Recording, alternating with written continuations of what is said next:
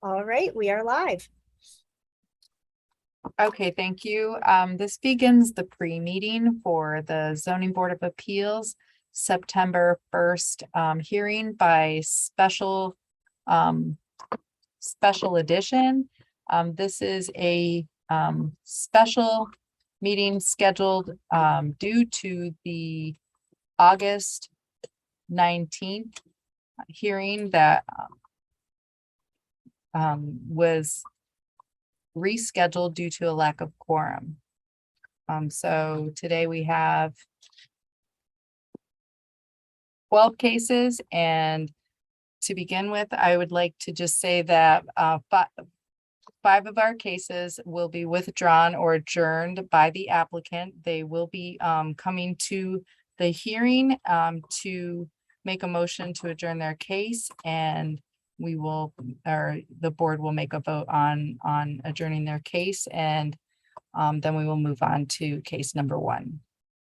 I just want to clarify one thing, and you said it basically correctly, but I just wanted to be sure everybody understands that if an applicant wants to adjourn their case, our staff, Melissa, none of us can do that once the matter's on the agenda. And so it always has to be a request to the board to adjourn the matter, and just to be clear on that. Mm-hmm. Okay, so if you're ready, we can, did everybody go and visit all the sites? I've got one quick question, Johanna. When we vote to adjourn cases 9 through 12, all of the Beechwood home leasing cases. 9 through 13. 9 through 13, thanks, Melissa. Do we have to vote? Do we have to hold a vote for all 5 cases separately? No, a motion could be made to, listing all 5 of them. You don't have to do them individually, because it's unlikely you're going to have a different vote on any of them. And just, the other thing to keep in mind is that, the code does provide that if a matter is adjourned to a subsequent hearing date, at the hearing, we do not require additional notice to go out. However, you could request that happens if you think that's important. The other thing is to remember is that if there are, and we do this in person, but we would also, I don't know, Melissa, was anybody signed up to speak other than the applicant? No, actually, only one other person was interested in speaking. You mean general public? Only one other person was interested in speaking. However, it was on one of the cases that is being adjourned. So I did speak with them and say, I'm not sure you would have anything to say. Your case is going to be adjourned per the applicant's request. And he was okay, because as you know, if somebody, when we're in person, if someone comes to the meeting, we let them, if they want, go ahead and testify, even though the case is being adjourned. But in this case, it looks like we won't have any, that's not going to be an issue, that whoever that person was is not likely to want to speak today, and will come to the next meeting. Yep, I'll remember that for next time. But he also wanted more time because he's preparing a letter. Okay. So that wouldn't have been ready anyway. So he was a little relieved on that point. Okay, perfect. Okay, so does that answer your question, Tyrese? Yeah. I'm okay. Good. So then we will begin. Did everybody visit all the sites? Is there any one who did not visit the sites? Okay. Did not go to Marsden.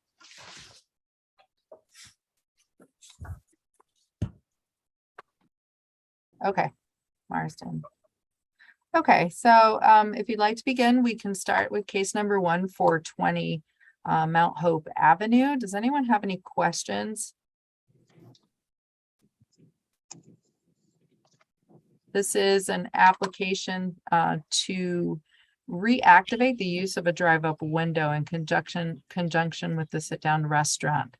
a Was use the- not permitted in the district. So any questions? Was the applicant, I obviously can ask them this, because it wasn't confusing, but it wasn't clear in terms of sort of the time frame.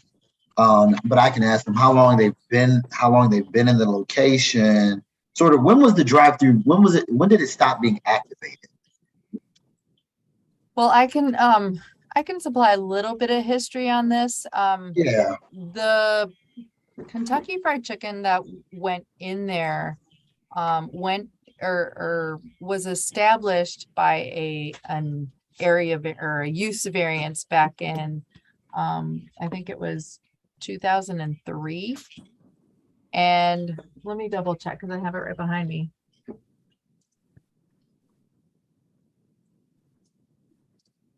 And so it went to City Planning Commission for that approval, and that was in 2003, 2004. And it was approved on condition that once the establishment is gone, or if they leave, if they ever left, I'm sure they weren't anticipating on leaving, but if they ever were to vacate, that they would take out all the implements of a drive-through, including the drive-through lanes, windows, speaker boxes, certain signage. So there is some history on the removal of that. However, the second or the tenant that came in after that, I'm certainly not sure. It was another restaurant, so I'm certainly not sure if it was our applicant. It could have been another restaurant before this this particular tenant restaurant. The window, yeah, I think the window was I there. got your answer. So 2003 is the last time it's been activated. That's all I was trying to understand. So 2003. Okay, yep, So, okay, yeah, that's it. Just curious on that time frame. okay. Very good. Yep, no other questions? All right, so the second case, 951 South Goodman Street. This is 6-foot tall vinyl privacy fence in the front yard of a single family dwelling. It is a corner lot on Goodman and Mulberry Street.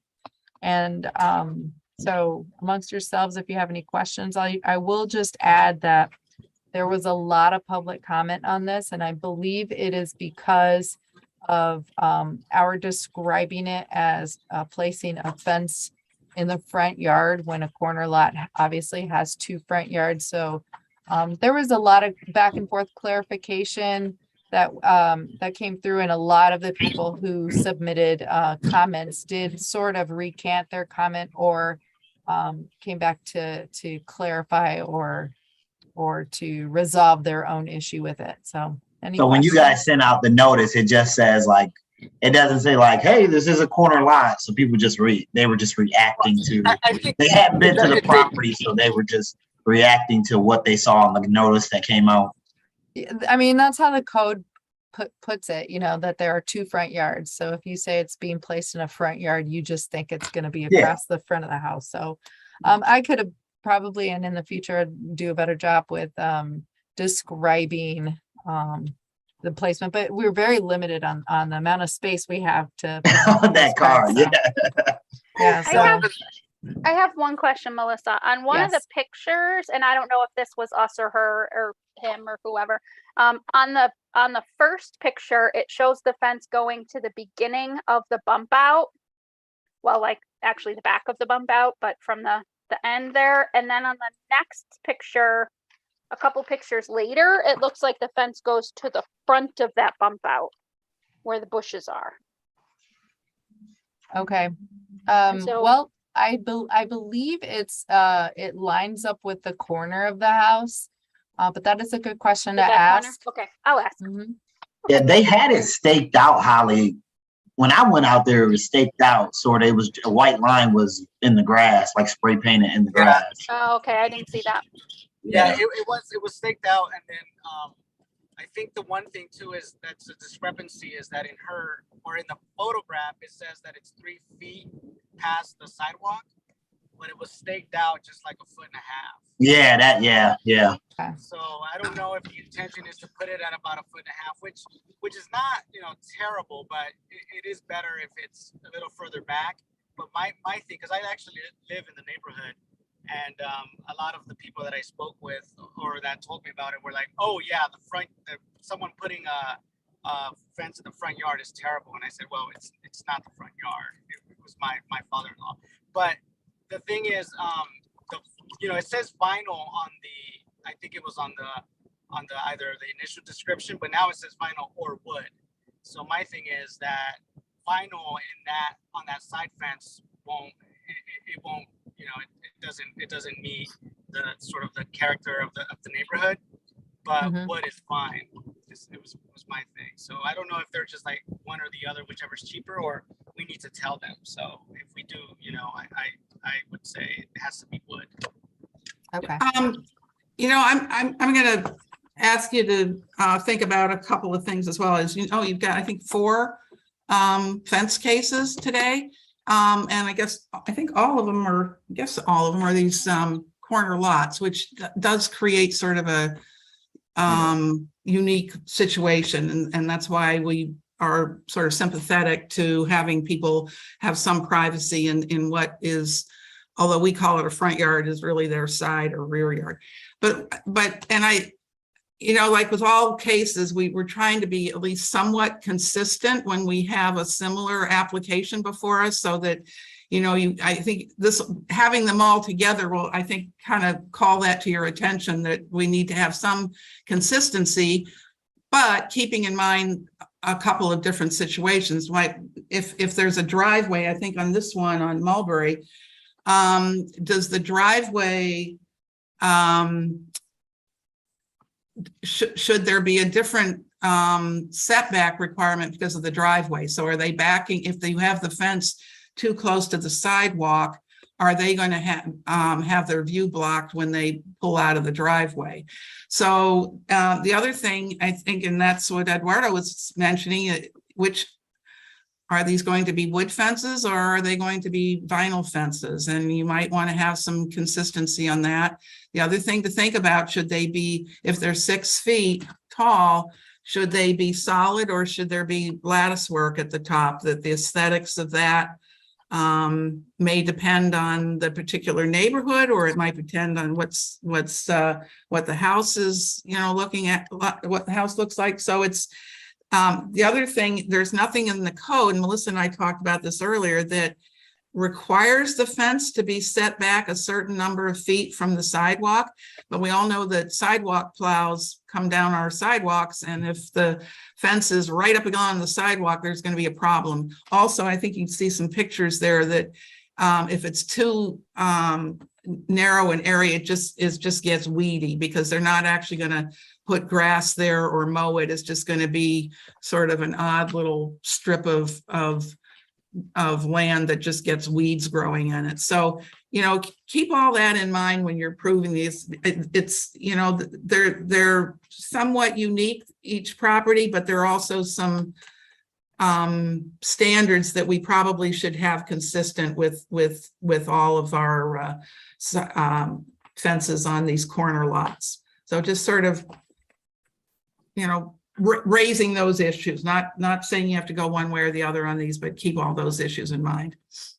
In a couple of these cases, they kind of give like options of what they're going to do. Would it make sense for us to be, agree on something that we want? Because I don't necessarily want to dictate everything exactly how it's supposed to look, but at least, we can say it should be wood in all cases. Yep. You could keep in mind, so this, when you're granting a variance, what they're asking for is something that's not permitted in the code. So you can develop some standards and requirements that mitigate the variance that you're granting, that you're saying, yep, you're not allowed to have that 6-foot fence, but if it's wood, if it has lattice work, if it's set back a certain amount, that will mitigate the impact of a fence that's not permitted under the code. So yeah, you can impose some conditions.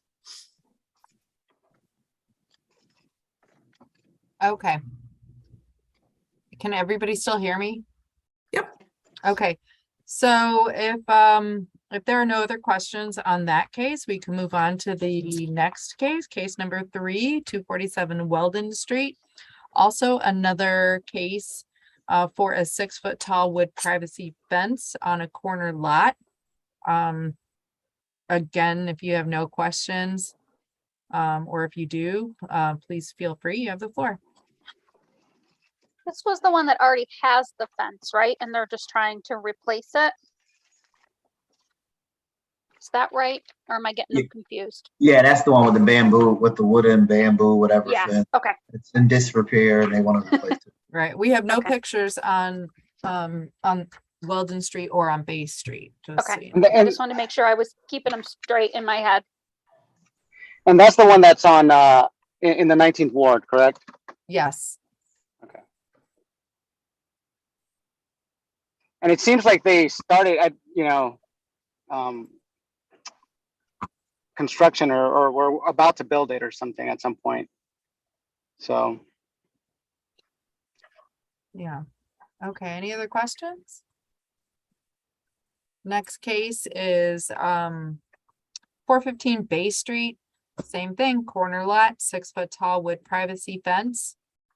This one is a legalizing case, so the applicant is a tenant and did not realize that she needed a permit for her fence.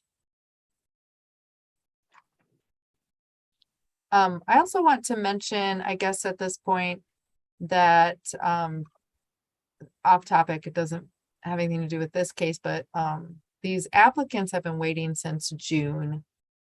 Many of them were on the June agenda and then for circumstances had to be switched and again are on this application. So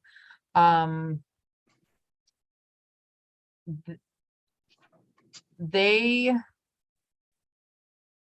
should be here, but you know, there's always a chance. I sent everyone an email and sent them links. So if there is a potential that some applicant does not show up, I guess I have a question, Johanna. How does that work? Can the board still hear their case? What happens in that event? And can we go through those steps? You know, we could, if that is the case. The fact is that their application has been submitted. You have the staff report. You could make a decision based on what you have in the staff report and the completed application. So Okay, let's see what happens when. when we get to that point. Yeah. I thought this is a different issue. I thought don't we require pictures? Or do we just usually get them? We usually just get them. Okay. It is on our list, but we really present it as, you know, if you provide pictures, it would only help your case Gotcha. to provide pictures. Okay. But I can always pull this up on, and I'll do this right now. Pull it up on Google Street View. I mean, well, Okay. everyone visited also. Yeah, so- we visited. There's just so many corner fences. Yeah, correct. Yeah. I'm trying to keep them all straight. Mhm. Makes sense. Okay. Well, if we have no questions and if you really want me to pull this up on Google Street View, I will, but we could No, we just go on to the next one. Yeah, we can just go on to the next one. Okay, so the next case is 1889 South Avenue. It is another legalizing case, but for a driveway expansion in the front yard. Everybody had a chance to pass by that case. Does anyone have any questions? well, I have more of a comment. They use that as a parking spot, that turnaround. So it was a little like, okay, it's not a turnaround, it's an extra parking spot that's right in front of the stoop, and they've been doing it for a while. Right. Because you can look on Google Street View from previous versions that it's been done. So I just wanted to point that out. It's more of a comment than a question, but Okay, okay. Anyone else?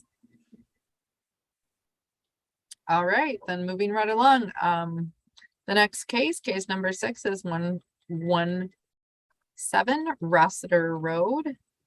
It is another legalizing a driveway expansion in the rear yard. If you guys have any questions, you can just discuss amongst yourselves, or if you have any questions for me, go right ahead.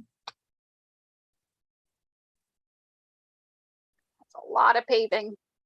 Mm-hmm. Yeah, that application was a little deceiving. I didn't realize it was already there until I saw it. And I was like, wait a minute, there's already cars there.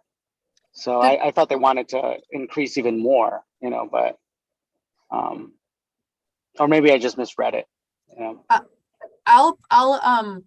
have a question for everyone. I did try something new, this time around, and I'm open to suggestions in the future, but because in the past we've had such a difficult time in getting, you know, quality pictures, because it's always a I guess a transmittal after transmittal after transmittal, then a print job, and you guys end up with something very black. So did anyone have problems with the pictures that were sent? I'm still trying to find a way to get the information to you and give you good quality images. These were And- much better. Much better. Yeah, Okay. I agree, especially the color ones obviously help a lot more. The black and white ones were better quality, which was better. I still think like the plans that we get, like the one for the one on Railroad, that it was just hard to read initially just because it's like a scan.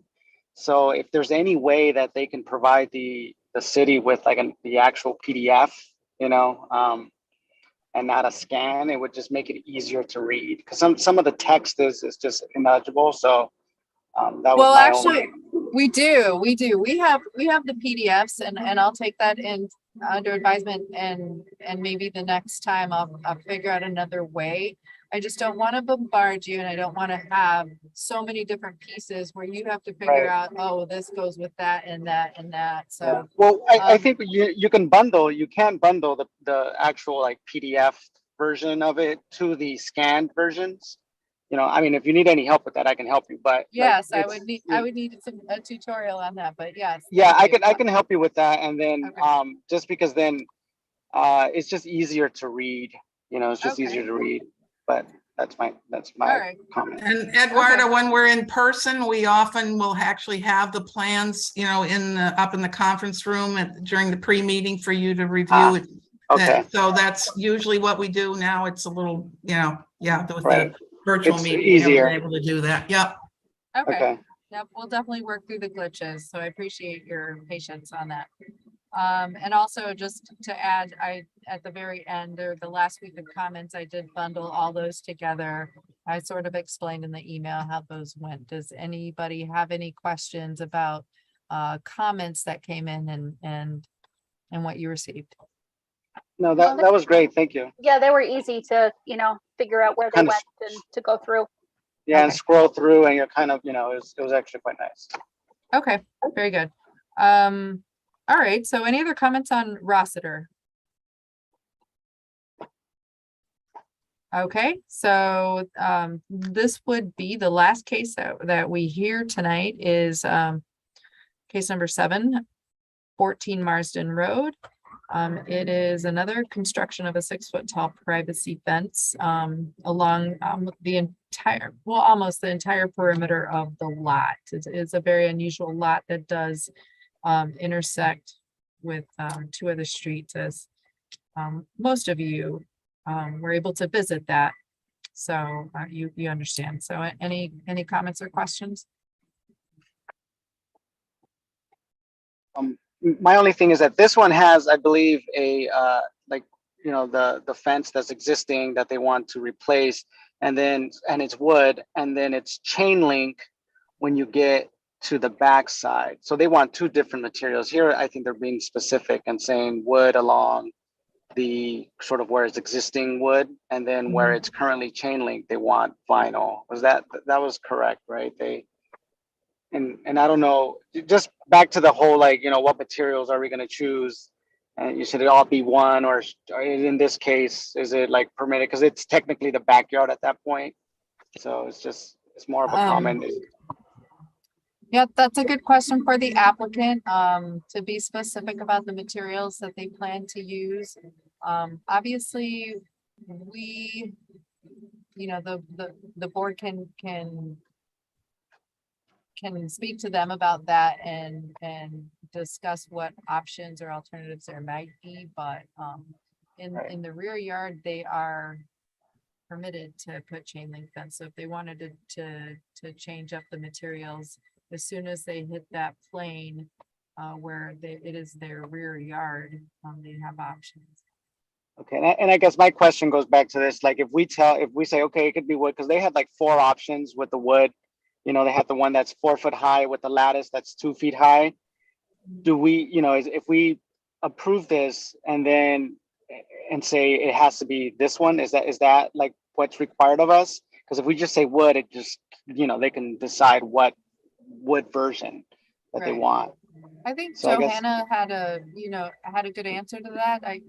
Yeah, I would just say Eduardo, in the past, I mean, that's kind of getting a little too, you got to also think about what people's financial ability is, to what sort of fence they want to purchase. I think it's all different. We've done different things in the past in sort of different circumstances. So to answer that quick question on wood, no, we haven't gotten that specific. And Okay. personally, I'm not really that interested to get that specific with them about sort of the Well, generic. and that's good to know. That's good to know. Yeah, That's what I wanted we to kind know. of talked about vinyl, wood, but we haven't gotten into details and sort of, what type All of right. wood, if it's sort of, because there's some Trex fences out there that they could do, wood like. So I think it all depends on the circumstances. But yeah, I think in most of the applications, it's about that's what is so helpful about asking them questions during that question period and just trying to get answers out of them, trying to, see if they will, depending on where you're leaning, see if they will, in a sense, compromise, because once we go into deliberations, I mean, they've got no opportunity to talk. So I think the question period is really critical to sort of dig into that with the applicant. Okay. I'm And going to that's good add to though know. one thing with the 2 foot lattice work. I mean, if you conclude that having 6 feet of board fence is not a pedestrian friendly look along a sidewalk in a neighborhood, you could decide that you want some design of the fence that is less imposing. And one of the things can be the 4 foot of solid fence with some kind of lattice on the last 2 feet, which provides the protection and privacy, but it doesn't look quite as barrier-like as a solid 6 foot fence. So you could, and it's, although I started out my discussion earlier on, but I want, you should be aware that, you're somewhat consistent, but you also can look as what is, the particular situation with this property and the neighborhood as to whether it's appropriate to require some kind of something other than a solid 6 foot fence.